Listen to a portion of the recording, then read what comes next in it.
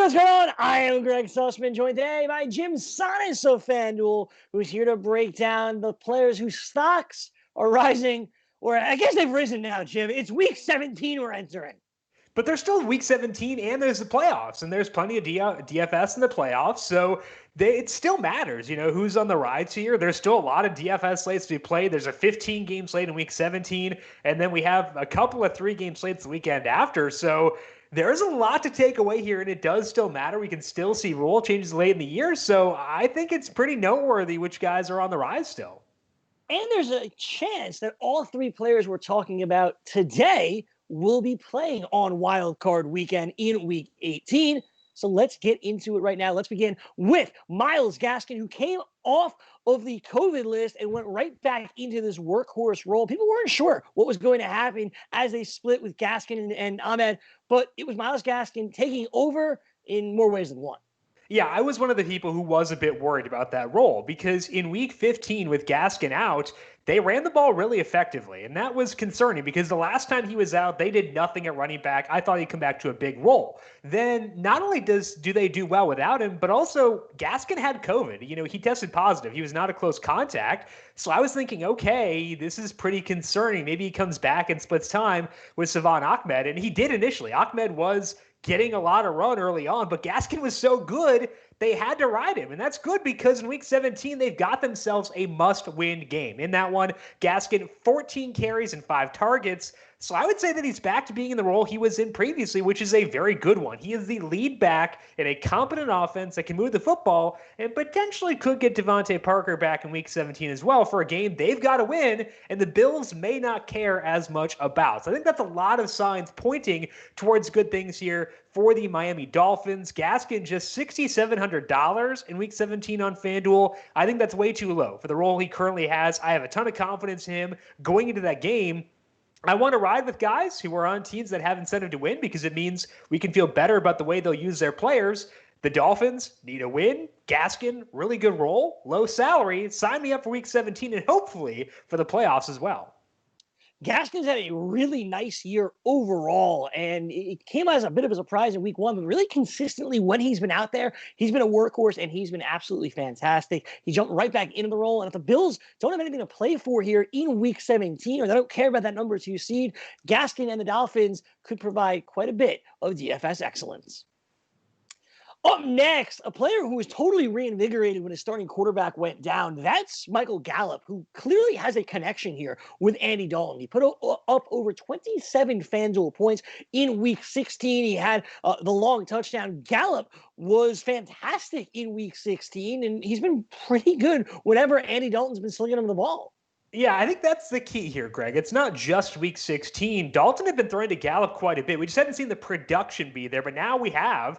And I think that's huge for Gallup heading in to week number 17. In that game, eight targets, 121 yards, 2 touchdowns. But if we expand this sample, look to the 6 games since Andy Dalton returned, Michael Gallup leads the team in overall targets, deep targets, and red zone targets. 22% overall, 31% deep, and 24% in the red zone. Now, Amari Cooper has still been a really good wide receiver in that time. He's a very effective player. So I don't know if we need to say that Michael Gallup is the number 1 guy on this team because Cooper is still very talented and that does matter, but Gallup at least makes it a discussion, which I'm not sure if it really was previously. Of course, CeeDee Lamb had 2 touchdowns as well on Sunday, but from a usage perspective, he is not quite on the same level as Amari Cooper and Michael Gallup. So to me, I kind of think that as opposed to being a definitive 1 and 2 situation, I think that Gallup and Cooper are 1A and 1B, and I don't honestly know which one you make the A in that situation. The usage is Gallup, but Cooper is still very talented, so they've got 2 legit wide receivers. They are heading into a matchup with the Giants in a must-win game in week 17. Both Cooper and Gallup on the table. Cooper $6,700 on FanDuel. Gallup is $62. I think those are both respectable salaries in a game that they do need to win. So to me, I think that the Cowboys are an offense we can feel pretty good about. Andy Dalton playing good football ever since he returned, and these guys are producing a wide receiver. You could even give some thought to Zeke Elliott at $70,000 or $6,500. It's a weird time, but the Cowboys playing good football, must-win game week 17, potentially in the playoffs too. They're kind of fun once again.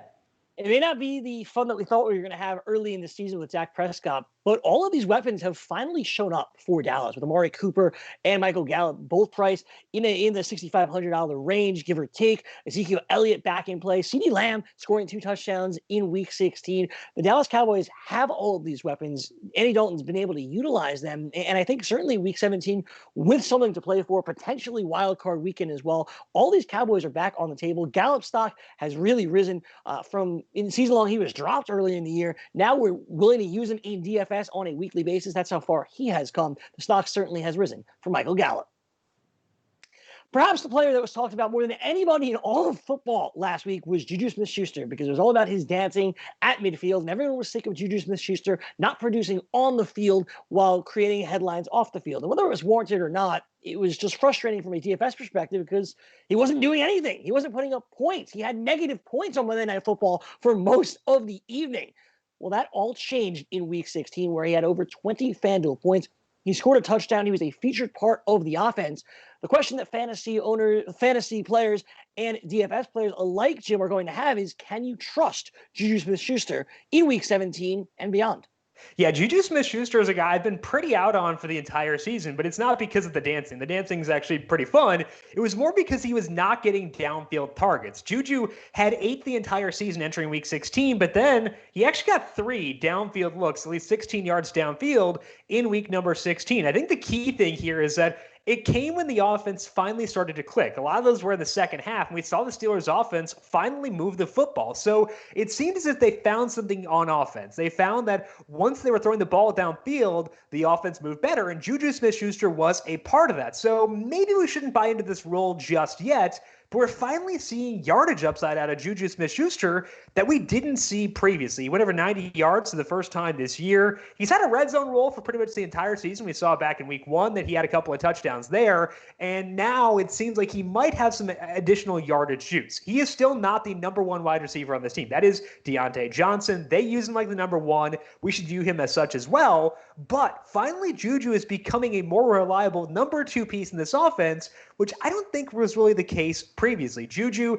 didn't have yardage upside, but now it's finally shown it, and this offense may have found something on offense that could potentially pay dividends in the playoffs. Now, Week 17 might be a tough sell because they don't have a lot to play for in Week 17. They're just playing for seeding there, but once the playoffs roll around, I think that Juju Smith-Schuster is finally a legitimate option, whereas I had a tough time envisioning that previously. So stock is up for Juju Smith-Schuster. He's getting some downfield looks finally, converting on those, and the Steelers' offense may have inclination to do even more of that in the future. So I would say Juju finally seeing that stock rise, whereas I've been out on him all year long.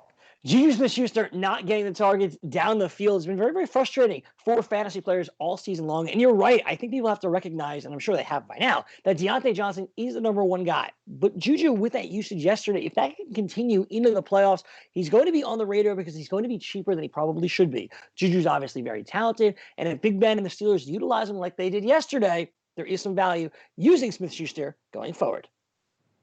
That's going to do it for us here on the FanDuel Hurry Up. Jim, it has been a fantastic season. I can't wait for us to keep rolling in the playoffs. Yeah, it's going to be fun. We have those 3-game slates in DFS on both Saturday and Sunday for the wild card round. Like, it's Thanksgiving twice in one weekend. Who could complain about that? So it'll be a fun one, but also Week 17 should be pretty good too. So looking forward to talking playoffs with you next week, Greg. Absolutely. Playoffs are here, but not until we get through Week 17. Tomorrow, I'll be joined by Tom Vecchio for more coverage right here on the FanDuel Hurry Up. For Jim Sonis, I'm Gregg Sussman. Thanks so much for watching. Enjoy Monday Night Football tonight, and we'll see you back here tomorrow for another edition of the FanDuel Hurry Up.